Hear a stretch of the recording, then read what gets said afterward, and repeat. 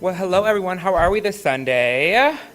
I was waiting for an announcement. You know me. I love to get brought out on stage, but no, I'm just kidding. You know me. I always got to be a couple minutes late, y'all. You know. Well, for y'all that don't know me, my name's Miss Moscato, and I'm so glad to be here today. When Miriam asked us to come to talk about the topic of DEI, I was like, girl, you already know I got it. So I'm so glad to have myself and who you'll meet in just a little bit as well, Reba.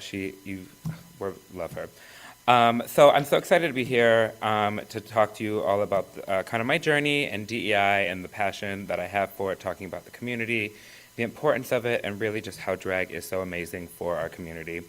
So my journey into the world of drag began 9 years ago. Just celebrated my 9-year drag anniversary on last Monday.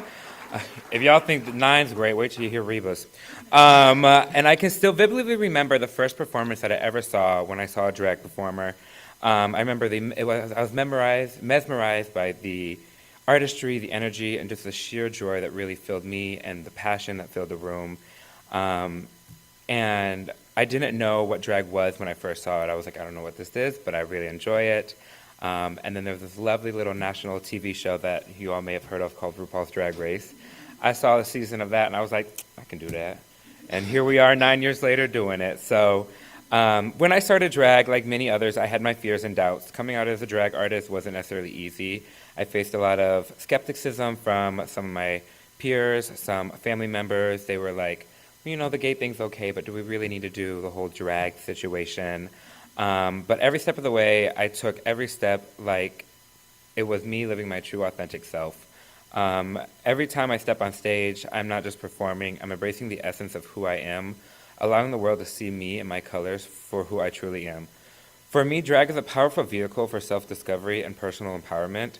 It has taught me that our differences can be our strengths. Each performance has become a celebration of individuality, and I realize that it is essential to showcase representation for those who feel unseen. Diversity in drag isn't just about varying in aesthetics. It means amplifying voices that have been traditionally marginalized. It's incredible to see how our community is a mosaic of diverse identities. We have queens, kings, non-binary performers, and artists of all aesthetics. And this variety enriches our collective and experiences each of us to bring a unique story and perspective to the stage. Support from the community has been so crucial in my journey, especially in this trying time and age. I have met some incredible friends and mentors who have inspired me to push boundaries and explore new territory. These bonds we forge are essential. Most of them have become my chosen family. We share laughter, tears, and so many moments of enjoy performing when we perform on stage, and just the art that reflects our lives. I want to take a moment to encourage each of you in this room to embrace your true selves. Whether you find expression through drag, art, music, or any other form, I say let your colors shine bright. It makes the world a lot brighter, especially right now, you know, this little fake spring we be getting. It's nice and dull out there. I hate this time of year. I'm like, where's the colors at? Give me them all. Your authenticity is what the world needs. We owe it to ourselves and to the community to foster an environment that is inclusive and empowering. So as we remember what diversity, equity, and inclusion is, I want you all to remember that acceptance and love unlimitedly start from within. Be bold, be fierce, and never hesitate to uplift those around you. Together, we can create a tapestry of acceptance that bolsters pride in who we are. Thank you all for having me today. I'm going to announce our next speaker for y'all. Make some noise for who's been doing drag for 21 years, Ms. Reba Rose Rao.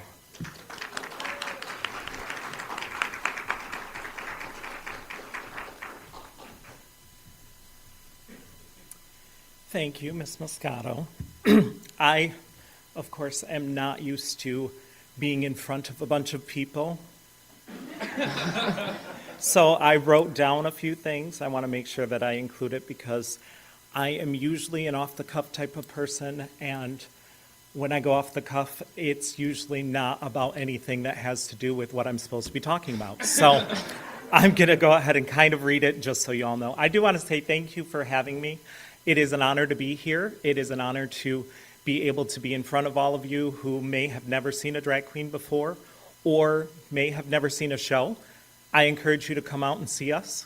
I encourage you to come and be supportive, but also be your authentic selves. So if you feel like you want to put on some drag, come on down. We would love to see that too. I will say that for me, drag is not just an art form. It is actually my life. I now do it full time, have been doing it full time for quite some time now. And I am a business now, which means I just get to write things off, honestly. Before I was just paying it out of pocket. Now I get to write things off. But I've spent 21 years in the drag scene, like Moscato said, and I have been, I've seen a lot, is a nice way to put it. I've witnessed like just the evolution of drag from where it started. When I first started, it was something that we did more like hidden. It was something that we had to not only hide it from our families, but even hide that we were drag queens like in our daily lives. We weren't allowed to talk about it at work. We weren't allowed to, discuss those type of things. But as it evolved, we were able to show who we were, kind of just put those little hints in conversations and see if someone was receptive to actually be able to discuss it, be able to like invite them to come see a show, or to even get someone to support you in the fact that they now understood that you were, either gay or non-binary or whatever you felt like at the time. It was very difficult, and I know a lot of you probably have lived through that as well in other aspects when things are not necessarily kosher for everyone in the world. Sometimes you have to hide yourself just enough until someone else can accept you with the way that you are. I do want to say that the venues are different now than they were when I first started as well, because back when I started, we were only allowed to do it in nightclubs, and it was something that, started after 10 p.m. So none of your family who might work at the next morning were able to come see it, or anyone that supported you weren't able to necessarily come out and see it. Now we have many different venues that have brunches. We do day shows, we do bingos, we raise money for different charities and foundations. We are able to be kind of, I don't want to say just visible, but we're able to be more in your face, but in a way that we also are supportive of our community, able to get money for foundations. And a lot of the venues are unfortunately shutting down, like the nightclubs and all of that, and we are moving to venues where we can be out in the day, and we can work with different audiences from any age, and that's amazing. That evolution itself was amazing to see, and I'm glad I was able to actually see that in my 21 years. The idea of DEI, especially, it's essential, especially in like the creative aspect of things. We definitely, sorry, I just lost my little place here. Again, I told you I'm not very good in front of people unless I'm off the cuff. But it allows us to embrace our uniqueness. It allows us to show our authentic selves and be who we really need to be healthy in our own lives. Because it is not only about just coming out and showing off what we have to wear or, just a certain look. It is about expressing our inner, whether it be non-binary or whether it be trans. It is something that we need to express, and it is for our own mental health to show who we really are and how authentic we can be. Acceptance is not always something that we see across the board, and we still, to this day, will get every once in a while people who maybe want to picket it or whatever because they don't understand it and they fear it. And the only thing that we can do is educate them. And like today, we may be reaching out to somebody who has never ever seen a show or never wanted to support this type of creative uniqueness. And so it is all about education and helping other people learn who we are and how they can accept it, just like we had to accept it within ourselves. I do want to talk about how important it is to have a safe place. There aren't many safe places that we all can go and dress the way we feel, show off who we really are. And it is very important for all of us to have that safe place, and I'm very happy that you guys here show us that you have a safe place for us. And I say give yourselves a round of applause for that. I do want to say I'm looking to the future. I'm looking to all of the young kids out there like myself who did not have anyone to look up to that expressed their own uniqueness. I was a child who was very sheltered, and the first time I ever saw a drag queen, it was, I'm going to say, relieving, because I realized in that moment that that is exactly what I wanted to do. I wanted to be able to be myself, be unique, and show my creativity. And here I am 21 years later, doing it as a business, but also doing it to entertain others and hopefully influence others to realize that they have that same uniqueness in them, and maybe it's time that they show that off as well. In closing, I do want to say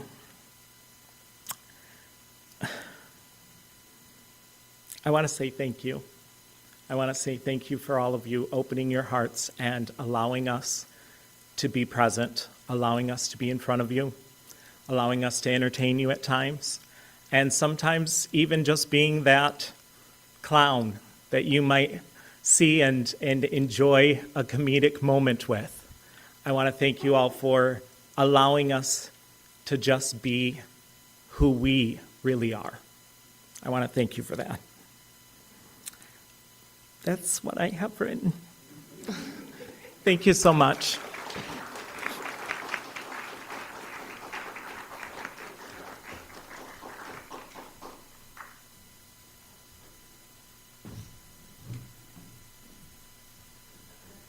You are going to take questions now. Yes, we Okay. are, yes. I'll get a mic. No, you're good, yeah. Oh, yeah, we taking questions, Reba. I forgot to tell Reba we was taking questions. If I tell her we taking questions, she runs away. So I tell her now. So, yeah, so we, well, don't run too much. You got a bad hip, you know. So we grab you another microphone. Look like you got a microphone too, because I don't want to get too close to you. We're going to be with you. I got to be with Reba all day. We got brunch after this. So, what's a good question? Yes, if you have a question, let us know. We'll be more than happy to answer it. This is more than a question, it's Okay. an observation also. I was in New Orleans when I was 18, so that's 60 years ago. I was going to say, like, what, 5 years ago? And 60 years ago, going into the gay bars, you could be arrested for touching each other, just holding hands. The queens I knew down there were in constant fear when they were on the streets of not just being beat up, but being arrested for being in their clothing. And they could be arrested and thrown in jail just for being in drag. And so to me, I think RuPaul did a hell of a lot of good for the drag community. They made it something that everybody was aware of. And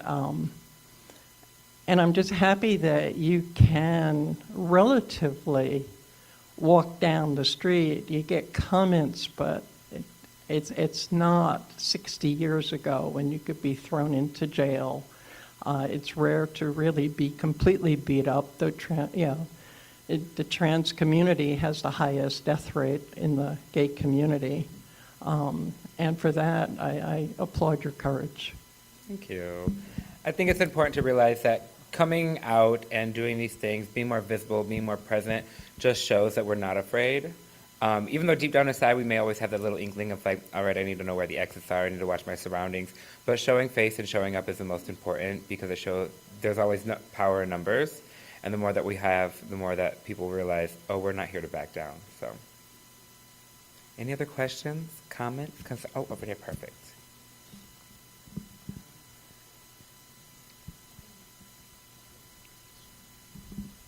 Hi, thank Hello. you so much for coming today. Yes, thank you for having us.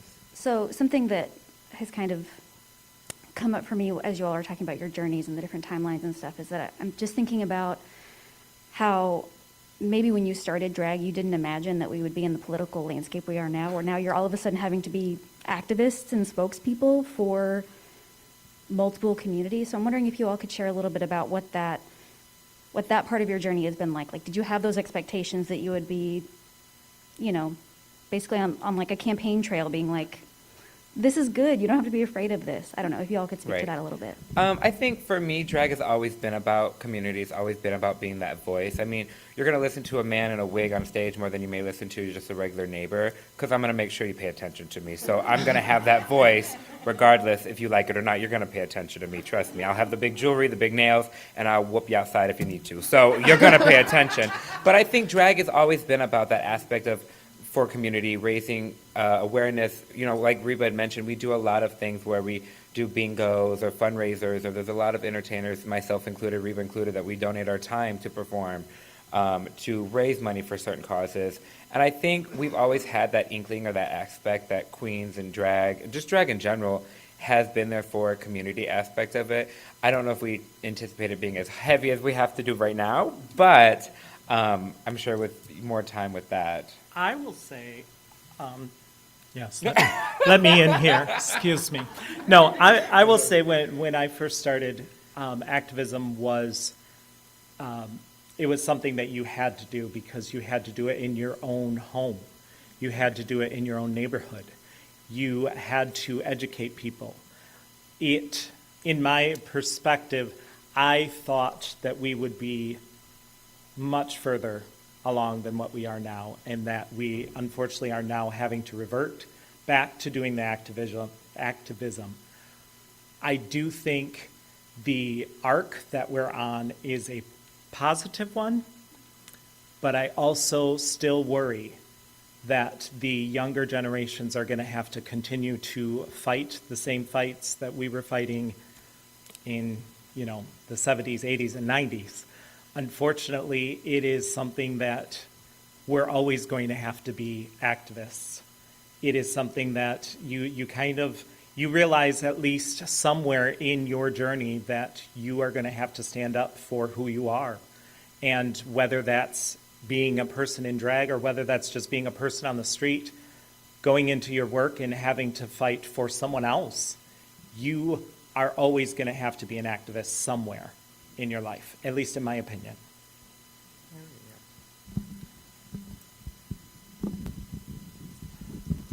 I'm a sentimental old man. So am I. Just saying. I just want to say that you are incredibly beautiful. Takes a lot of makeup, trust me. You should see the makeup cases back there. I Tables. really appreciate what you're doing, and you keep on doing it. Yes, Thank thank you. you. We will, trust Thank me. you. I don't got any plans to quit anytime soon. Something that has recently come to my attention is information about chromosomes, that not everybody is the XXXY, that there's variations. And I'm wondering if for you that is a message that is worth expressing and promoting, or is it just kind of a wishy-washy, doesn't have a big impact on people? Where do you land on that information? So, I feel like since I'm the one with the medical degree, that's probably better for me. How I feel about that? Okay. I think, it is an important conversation as more studies show how chromosomes, how we develop at birth, and how our bodies really are meant to kind of go their own way instead of the typical binary that we thought it was. I think it's an important discussion. I think it's important to be on the advocacy side of it, but I also think it's important to understand what story is yours to tell and what isn't. Like, unfortunately, like that's not something that I can relate to. I can know the science behind it, I can know the facts behind it, I can advocate for it, but it's not a story of mine that I think can, like, that I have experience with, like lived experience. So I think that it is important to talk about. It's definitely a topic that needs to be brought up more and more, but it's also important to make sure that we're bringing in those people who can talk those lived experiences and can elaborate more on that aspect of it and really be able to dig down and be like, this is what I've had to deal with and encounter as an individual, instead of me being like, well, this is what the science says and we need to make sure that it's right, you know? So I think it is something that does need to be talked about more and more, especially as more stuff is coming up about it, more information, more facts. But I definitely think it's important to finding the right people who have those lived experiences to have those conversations.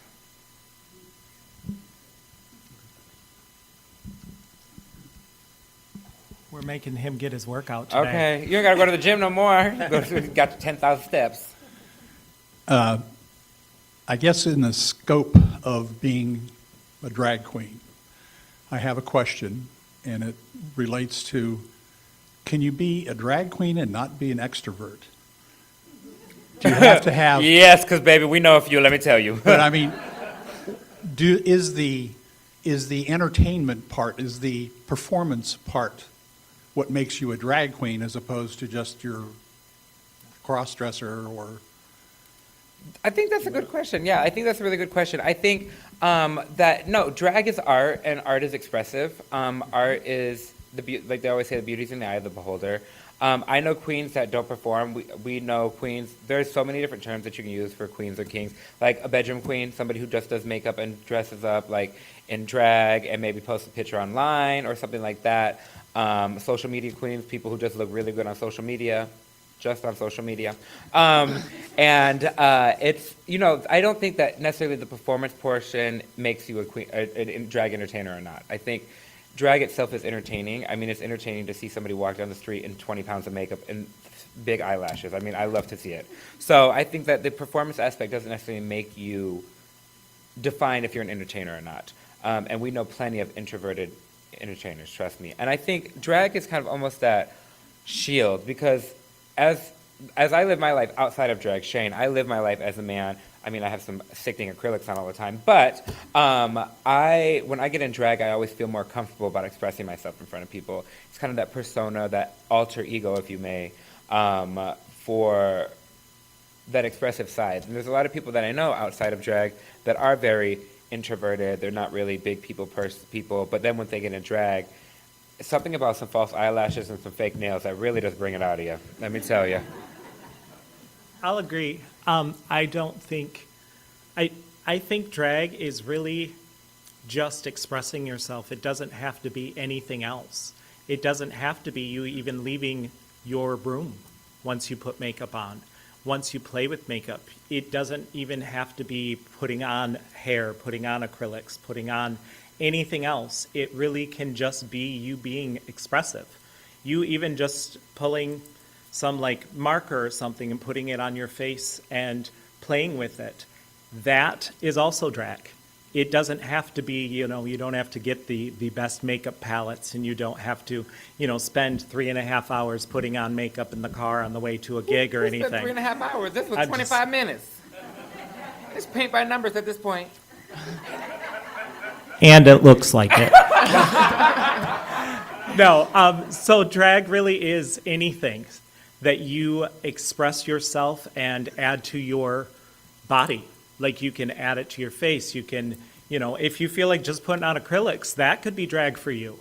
It doesn't have to be the whole package. It doesn't have to be anything more than you playing around with something and altering something about yourself that brings out your uniqueness, brings out who you really are.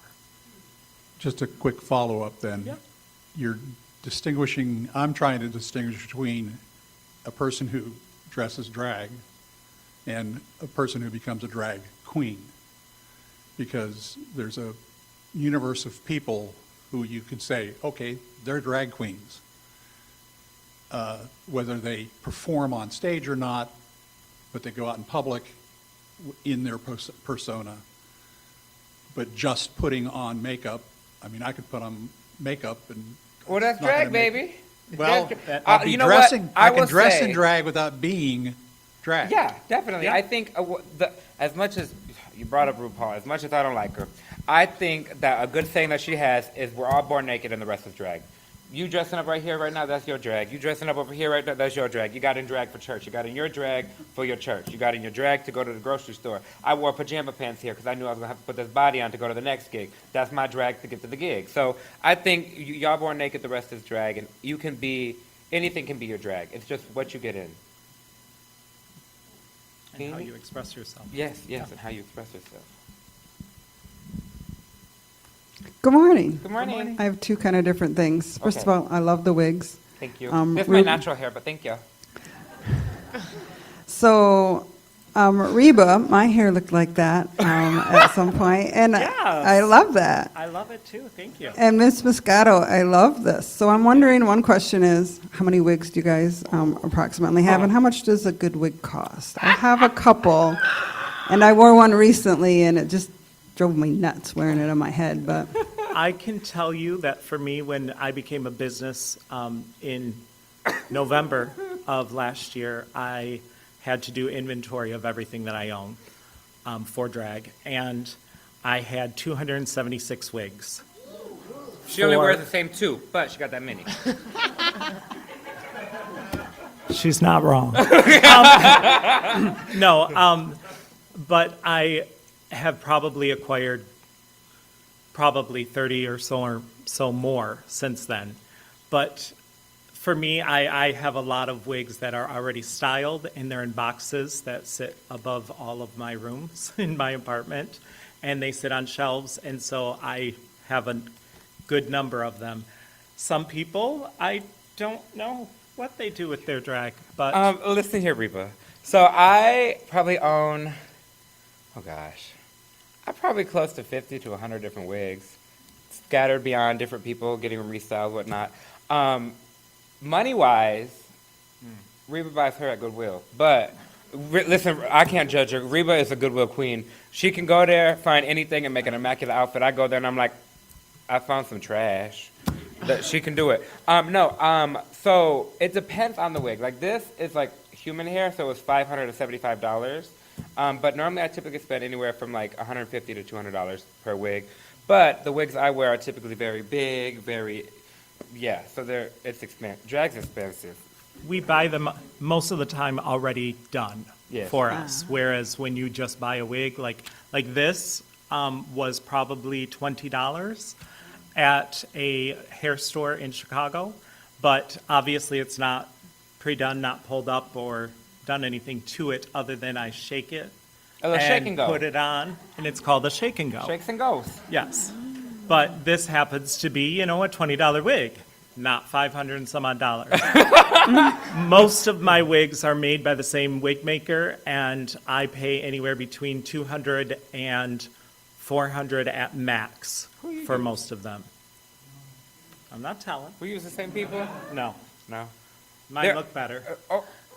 Okay. Work. Remember, we got brunch after this. Who's not your chick? Oh, yeah. Uh-huh. She said my hair looked real Great. nice. No, yeah, so wigs are, drag's expensive can. in general. Yes. People ask, they say, I want to do drag, how do I start? I say, don't. It's expensive. I wish I would have started with the sugar daddy. Then I would have been, that's where I would have set the right foot right there. And that's how you become a drag queen. No, I'm joking. No, really, drag can be very expensive, but it also, if you are creative and you're just showing off whatever you feel like is your drag, you can take your church clothes and add a couple of rhinestones, and it could be drag for you. So it can be something you get at Goodwill, or it can be something that you order from Amazon. Amazon. Okay, this is a $25 suit from Amazon. Or it's something that, like when I make something for someone else, maybe a $500 outfit. It just depends on what you're making and how much money / how much energy you put into it. it can be very expensive and it can be very cheap. You just have to know how to make it work for you. Thank you. Cool. So my other question is, like 6 months ago, I heard Ronan, young woman, was the guest on Wait, Wait, Don't Tell Me. She's a singer. Chaperone? Chapel Roan. Oh, Okay. God. Yeah. So, and I've heard another thing since then. So apparently now women are being drag queens, and I'm like, huh, well, that's interesting also. Yeah, I think there's a stigma that drag is men who dress up as women and perform. I think that's not necessarily the truth. I think drag, like we have said, is it's about expressing yourself and expressing who you are as an individual. So anybody, I feel, can be a drag queen. I mean, It's evolved. it's evolved. There is a big stigma that how a certain drag queen is supposed to look, what they're supposed to perform like, all that. But I think that it definitely has changed significantly with the help of different things like RuPaul's Drag Race and just social media in general, to see how drag has evolved. And I think it's definitely gone in the right direction. Let's just say that. Any other questions, comments, concerns? If it's a concern, there's a complaint department, I'm sure. It's not me, though.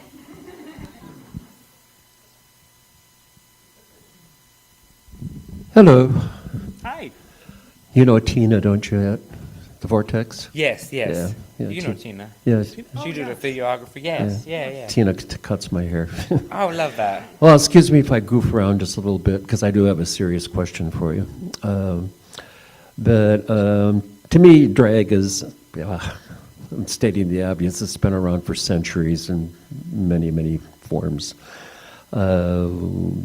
I still get a kick out of seeing Tim Conway and Harvey Korman on the Carol Burnett show do their drag bit. It's just belly laughs every time. So I'm a man of the theater. I've been doing theater for about 42 years, and the closest I ever came to drag was in a modern adaptation of the play Lysistrata, back from Greek time, ancient Greek times. A bunch of rich guys in a bathhouse, and their wives are getting sick of being ignored by them, so they take over the bathhouse and turn some of the guys into charwomen. So I got to do that in the show. So I guess you could call that ugly drag. Drag is drag. Yeah. Beauty is in the eye of the beholder. It also included getting beat up by one of the women, this little tiny thing, and the director said, you got to make that look real. So it ended up, I don't know what I enjoyed more, being a charwoman or getting beat up. Some of both. So anyway, thanks for letting me say that. So the serious question is, given this administration, I don't think RuPaul's going to end up at the Kennedy Center anytime soon, although I think he deserves the honor if it were ever to happen. So do you see, things just get more horrible by the week, but do you see the kind of drag you do having to go underground at any time? I wish again, somebody for the would next try. 4 years? Yeah. I wish somebody would try. Yeah. Okay. I think that it will be a fight. We've seen fights like this happen before. I don't know. I won't stop. I do what I do for my community. I do what I do for my people. I make sure that I create safe spaces for individuals, opportunities for individuals to perform. And if they're going to keep theater, they might as well keep drag, because, baby, we are one and one together. So I think that I wish somebody would try. That's what I'll say. I'll agree. I think our fight is just beginning again. It is still at an early stage of us having to realize how much we have to fight and how much the younger generations are going to have to fight. And it's now, right now, for people of my age, is trying to educate others on ways to do it where you are not going to essentially end up in prison or jail for killing someone or for doing something harmful to another person. We have to learn to fight with our words, with our brains, not with our fists. And that is something the younger generation might not know how to do yet. So that is really where we have to come in, and we have to educate them and get them to a stage where they can do it with their brain, with their tongue and be able to fight the good fight without using force. Now, as to being underground, we're still underground for some people. This is something that a lot of people don't necessarily always see. So it's about education and helping other people see what is in front of them, even if they don't see it. Because all of us who do perform are entertainers. We can do that, right now at least, legally. But if it becomes illegal, going underground may be our only way of keeping it, unfortunately. I'm not going underground. I'm gonna fight. Any other questions? Perfect, yeah. So tell us where we can see you perform. So, here locally at least, I do a show monthly at Harvey's on the Mall. We have right after this, Reba and I are going to go to do a brunch show there. It's sold out, so you can't come today, unfortunately. But we do have one next month. We also do shows every month on a Thursday at Green Door Distilling here in Kalamazoo. Reba, you can find everywhere too here in Kalamazoo with the kittens. So The kittens, I work with the Kalamazoo kittens or Cunty kittens. They work in Kalamazoo all the way to Royal Oak. So we do things all across the state, as well as up to Traverse City even. But yeah, we're everywhere. You can find us mostly on social media to figure out where we're going to be next. Thank you. And since Thank I you. didn't do the intro, I'm going to close you out the right way. Everybody, please give it up for Miss Moscato and Reba Rose Rao. thank you.